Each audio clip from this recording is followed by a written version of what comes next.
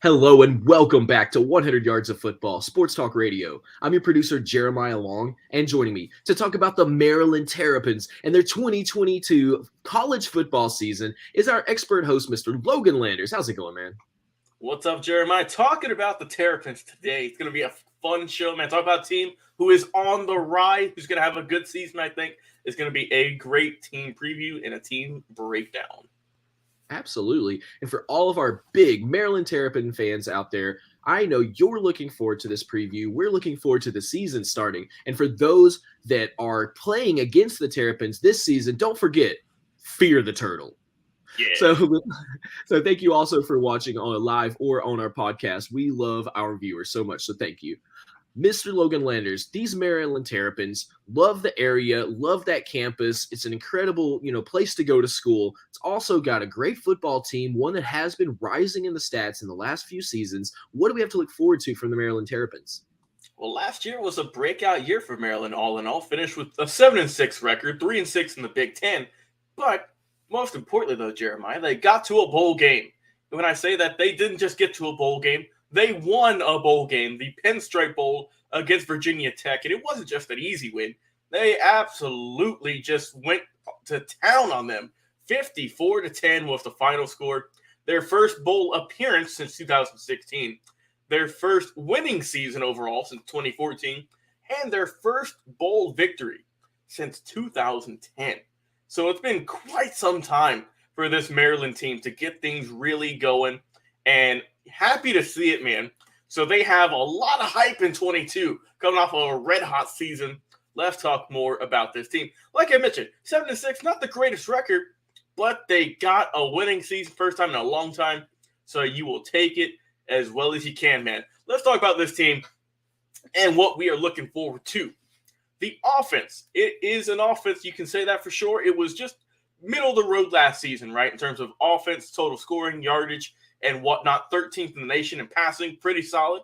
And the pass protection on the O-line was decent enough, but they had more than 460 yards in each of their 7 wins. So when they were going, man, the offense was clicking on all cylinders.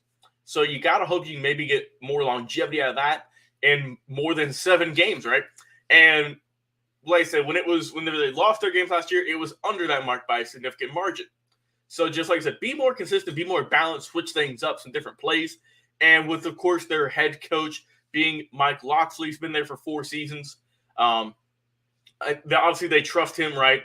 And they think that he can help turn this program around a little bit more. Let's talk about the passing. Like I mentioned, the passing game, pretty solid. You have a man by the name of Talia Tagovailoa, the younger brother of Miami Dolphins quarterback Tua Tagovailoa, who was a great at Alabama, of course, a few seasons ago.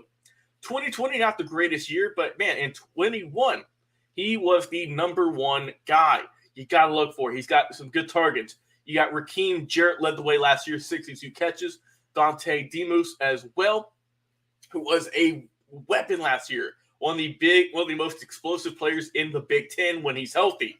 And you're bringing on Jacob Copeland from the Florida Gators, who caught 85 passes and he scored 9 times over the last few seasons. So just another threat for Talia and to really help out this offense. Like I said, now that you got the pieces in place, you got a good quarterback, you got some solid receivers, now to help out with the running game, to help out and get up some of that yards per carry, who was just at 4 yards last year, so you got to do a little bit better than that. It is going to help, though, because I mentioned the O-line. All 5 starters are going to be expected to come back this upcoming season, including Jalen Duncan, the left tackle. But like I said, even though you do have all 5 of your offensive linemen coming back, you are losing your leading rusher and Tayon Fleet Davis. But you do have some guys like Chalin Fatamu and Colby McDonald. They're tough guys, they're quick, and they are going to be all about, right? They're ready for this team to get things going in the running game. So overall, I expect the offense to be a little bit better, a little bit more consistent this year. See how the running game is going to hold up. I mean, it's always good to have a veteran offensive line, some guys who have some experience, and a good quarterback in Tagovailoa. So I think the Maryland offense is going to be more consistent this upcoming season. Let's switch over to the defensive side of the ball. The defense was really good against the teams they should have beat, but it was the tougher opponents which they struggled with. So like I mentioned again, just being more consistent. That's the overall key word for this team is consistency on both ends of the ball. They were 12th overall in the conference in defense and 13th in scoring. And so like I said, they struggled to get some turnovers, and they, like I said, whenever they faced some tough opponents, it wasn't a pretty day. It's a work in progress, though. They've got some guys who they're trying to really get things out there, get some more experience. Let's talk more about it. The defensive line, it was a little bit tough against the run a few times last year. Sometimes some guys have some tremendous days against them. And even though it was only 4 yards to carry, right, they were just pounding them constantly. And the pass rush, like I said, not the greatest either. Not enough tackles for losses, not enough sacks as well.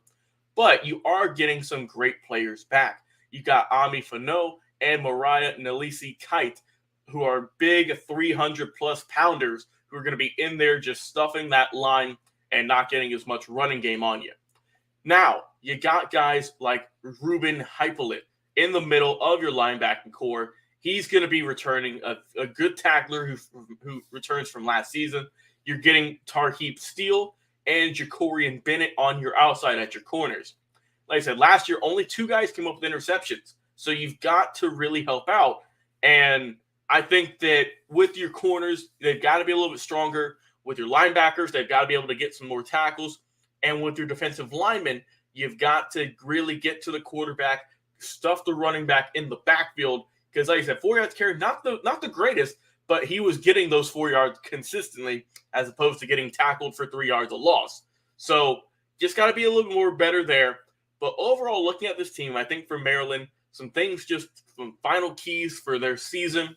For the offense, they've got to be better with running the football. And as for the defense, you've got to get some more turnovers. Just get some fumbles, some interceptions. Whatever it may be, you got to get a few more of it so you can get your team a break and get that important, man, that momentum. So I expect them to have a good season. I expect some other guys like Tunga Vailoa, of course. I expect new transfer Tyler Baylor to have a great season on defense. So I think this is a team ready to have another season of success. But let's talk about who they are facing.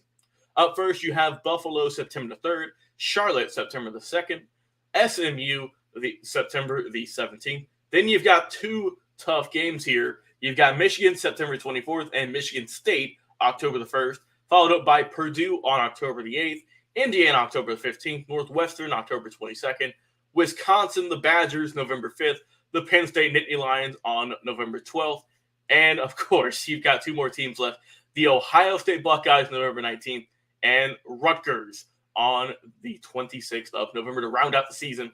So I'm expecting a somewhat similar record to last season, all in all, just because they are facing a lot of really good teams. Of course, they are in a tough conference for a team that isn't at the upper echelon quite yet. And I expect a similar record, but I expect better production from this team. I expect them to obviously beat the teams that they should, and I think that they are going to give a better fight against some of the tougher teams, the Ohio States, the Michigans of the world. I don't know if they could always come out with an upset. That's great to watch each and every Saturday. But I expect at least Maryland to stick in a little bit longer in some of those games, not have it be a blowout and have it be a more competitive matchup, which is really all you can ask for a team who is still building on their roster, still having some guys step up in certain areas. So overall, like I said, I expect a similar season to 2021 in terms of their record, but I expect a better on-field product this upcoming season. Dang, yeah, exactly. So with them growing this season, they've got some opportunities. They definitely have some big teams they're going to have to play still this year, but it does sound like they've got a pretty balanced schedule overall, so they have some chances to really shine. Well, we would love to hear from you, the audience, and the people who watch our amazing show, to tell us, what do you think about the Maryland Terrapins? What do you think about their chances this year? Please put, if you're watching our live video, into the comments, whether on Facebook or over on YouTube, put in the comments and tell us exactly what do you think will happen with the Terrapins. And if you're watching our podcast, first off, thank you. We love our podcast listeners. And second off, if you're listening to our podcast, you can drop us a review, you can give us a thumbs up, you can follow the show, and you can tell us everything you're thinking about the Maryland Terrapins, either in a review or by just jumping over to our social media, including over on LinkedIn, which is one of our favorite places to talk about football. So please join us anywhere that you join on social and over on our podcast networks to talk about the Maryland Terrapins and also all of college football. Well, thank you so much to Mr. Logan Landers for that incredible preview of the Maryland Terrapins for the 2022 team season. I am your producer, Jeremiah Long, and we'll be back with another live episode